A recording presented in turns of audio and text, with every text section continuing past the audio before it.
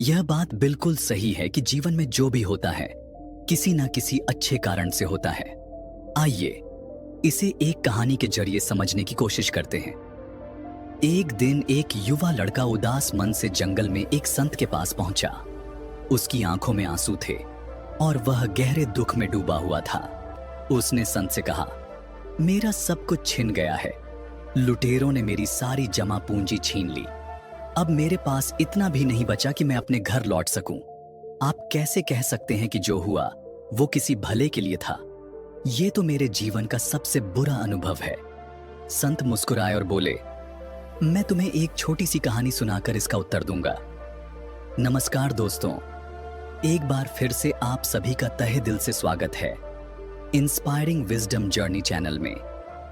आज की कहानी को ध्यान से सुनिए, क्योंकि इसमें वो ताकत है जो आपकी जिंदगी की सोच को पूरी तरह बदल सकती है। महात्मा ने उस युवक की ओर देखा और बोले, मैं तुम्हें एक कहानी सुनाता हूं। बहुत समय पहले की बात है। एक गांव में भीषण बाढ़ आ गई। पानी इतना तेज था कि गांव का सब कुछ बह गया। उसी गांव में एक गरीब किसान अपने परिवार के साथ रहता था। उनके पास पहले ही बहुत कम था और अब तो खाने तक को कुछ नहीं बचा था। किसान का बेटा फिर भी शांत था। उसने कहा, कोई बात नहीं पिताजी, जो हुआ वो शायद किसी अच्छे के लिए हुआ। किसान को यह सुनकर बहुत गुस्सा आया। उसने चिल्लाकर कहा, तू कैसी बेवकूफी की बातें कर रहा है? हमारा सब कुछ चला गया और तू कह रहा है अच्छा हुआ। अब तो खाने को अनाज भी नहीं बचा और सिर छुपाने को घर भी नहीं। फिर वह बेटे से बोला, तू यहां से चला जा, अब तू इस घर में रहने लायक नहीं है। लड़का रोते हुए वहां से चला गया। शाम हो गई पर वह घर नहीं लौटा। किसान को पछतावा होने लगा कि उसने गुस्से में कुछ ज्यादा ही कह दिया, लेकिन अब कुछ कर भी नहीं सकता था। उसी समय अचानक एक नाव आई और गांव के बचे हुए लोगों को सुरक्षित स्थान पर ले जाया गया। किसान की पत्नी बोली, देखिए, आखिरकार हम बचा लिए गए। शायद आपका बेटा सही कह रहा था। किसान ने नाराज होकर जवाब दिया, तुम्हें समझ में नहीं आता, इसमें अच्छा क्या है? ये तो इन नाव वालों का काम है। आज बचा लिया, पर अब हमारे पास न खाना है न घर। हम जिएंगे कैसे? पत्नी ने शांत स्वर में कहा, पैसे नहीं हैं, ये ठीक है, लेकिन आप इतने परेशान क्यों हैं? किसान बोला, असल परेशानी यह है कि उस घर में एक पोटली थी जिसमें मैंने एक बेहद कीमती चीज छुपा कर रखी थी और वो भी बाढ़ में बह गई। अब तो सच में कुछ भी नहीं बचा। पत्नी ने उसकी तरफ देखा और कहा, आखिर उस पोटली में ऐसा क्या था? किसान ने गहरी सांस ली और कहा, अब जब वो रही ही नहीं तो बताने का क्या मतलब? समय बीतता गया। किसान ने जैसे तैसे लोगों से मदद मांगकर अपना और अपने परिवार का गुजारा करना शुरू किया, मगर ये कब तक चलता? उस साल खेत में भी फसल ठीक से नहीं हुई थी।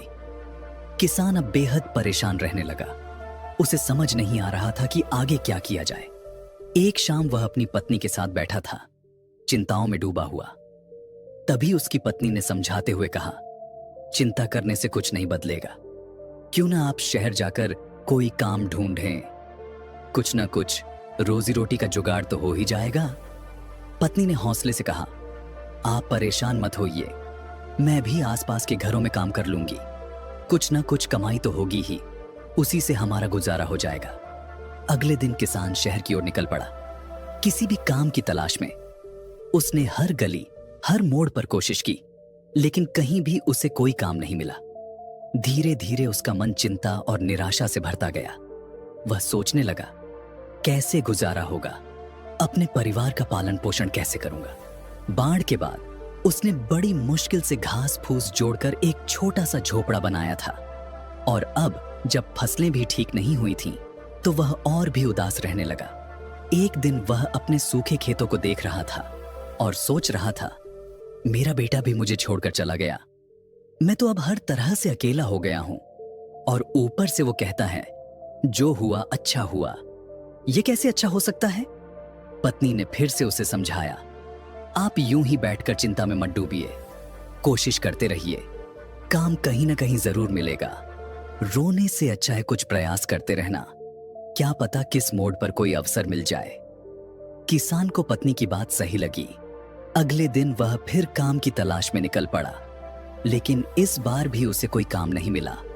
हताश और थका हुआ जब वह वापस लौट रहा था, तभी रास्ते में उसे एक महात्मा मिले। महात्मा ने पूछा, बेटा क्या बात है, तुम इतने परेशान क्यों हो? किसान ने महात्मा को सारी आपबीती सुना दी।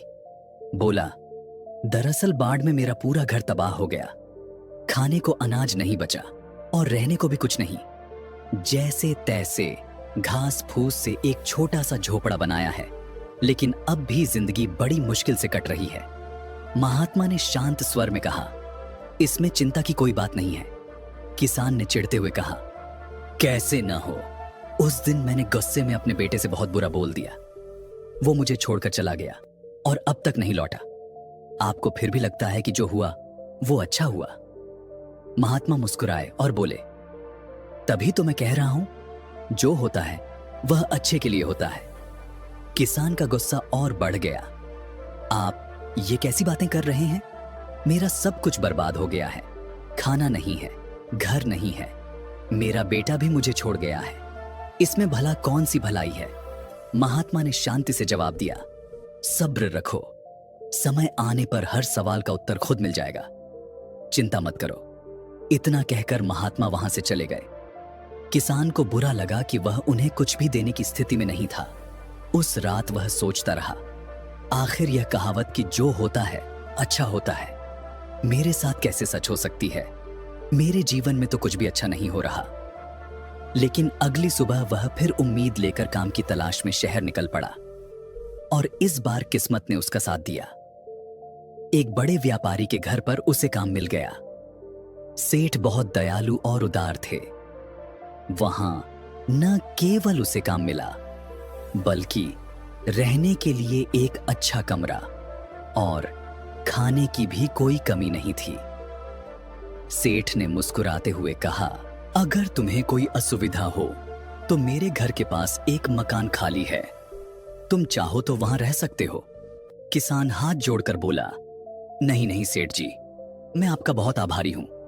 मैं यहीं ठीक हूं, आपने मुझे काम दे दिया, यही मेरे लिए बहुत है। सेठ ने किसान को अच्छी तनख्वाह पर रख लिया। अब किसान और उसकी पत्नी दोनों पहले से कहीं ज्यादा सुखी और सुकून में थे। फिर एक रात अचानक दरवाजे पर किसी ने दस्तक दी। किसान ने दरवाजा खोला तो सामने एक लंबी सी कार खड़ी थी और एक युवक बड़ा सा बैग लिए खड़ा था। किसान उसे देखकर दंग रह गया, पहचान ही नहीं पा रहा था कि यह कौन है। लड़के ने मुस्कुराकर कहा, पिताजी मैं हूं, आपका बेटा। किसान हैरान रह गया, उसकी आंखों में आंसू आ गए। तू वापस आ गया बेटा, ये सब कैसे हुआ? लड़का बोला, पिताजी उस दिन घर छोड़कर मैं शहर चला गया था। वहां मुझे एक काम मिल गया। धीरे धीरे मैंने एक छोटा व्यापार शुरू किया और कड़ी मेहनत से उसमें बहुत लाभ कमाया। आज उसी मेहनत की बदौलत मैं यहां हूं। मैंने नया घर भी बनवा लिया है पिताजी, और अब आप दोनों को साथ ले जाने आया हूं। गांव वालों से पूछा तो पता चला कि आप अब यहां रहते हैं। किसान की आंखें भर आईं, उसका दिल गर्व और खुशी से भर गया। बेटा मुस्कुराते हुए बोला, पिताजी देखा, मैंने कहा था ना, जो होता है वह अच्छे के लिए ही होता है। अगर उस दिन बाढ़ नहीं आई होती और ये सब कुछ नहीं हुआ होता तो शायद मैं आज भी वहीं फंसा रहता। ना मैं कभी नगर जाता, ना नौकरी मिलती, और आज इतना सफल ना होता। अगर वो बातें उस दिन ना होती तो शायद मैं आज ये सब नहीं समझ पाता। महात्मा शांत मुस्कान के साथ बोले, देखा, अब समझ में आया कि क्यों मैं बार बार कह रहा था, जो होता है अच्छे के लिए होता है। किसान और उसका बेटा खुशी से झूम उठे। अब उनके पास सब कुछ था, प्यार, घर, पैसा और सबसे बढ़कर समझ। कहानी खत्म होने के बाद महात्मा ने उस नवयुवक की ओर देखा जो कहानी सुन रहा था। उन्होंने कहा, जिंदगी में एक बात हमेशा याद रखना, इंसान की सोच बहुत सीमित होती है। वो सिर्फ उस पल को देख पाता है जो उसके सामने है, लेकिन जो ऊपर बैठा है वो पूरी तस्वीर देखता है। जब भी कोई कठिन वक्त आए तो घबराना नहीं, बस ये याद रखना कि समय चाहे कितना भी बुरा क्यों ना हो, वो स्थायी नहीं होता, सब बदलता है। और अगर तुम्हारा दिल साफ है और इरादे नेक हैं तो हर बुरा वक्त किसी ना किसी अच्छे मोड़ की शुरुआत बन जाता है। इसलिए बुरे वक्त से डरने की नहीं, लड़ने की आदत डालो, क्योंकि जीत हमेशा उसी की होती है जो अंत तक डटा रहता है। और याद रखना, बुरे वक्त में ऐसा कोई भी कदम मत उठाना जिसकी वजह से तुम्हें जीवन भर पछताना पड़े। समय चाहे जैसा भी हो, हर घटना का जवाब समय आने पर मिल ही जाता है। जब इंसान का वक्त बुरा होता है तो उसकी बुद्धि भी काम करना बंद कर देती है, लेकिन जैसे ही समय बदलता है, सोच भी साफ होने लगती है।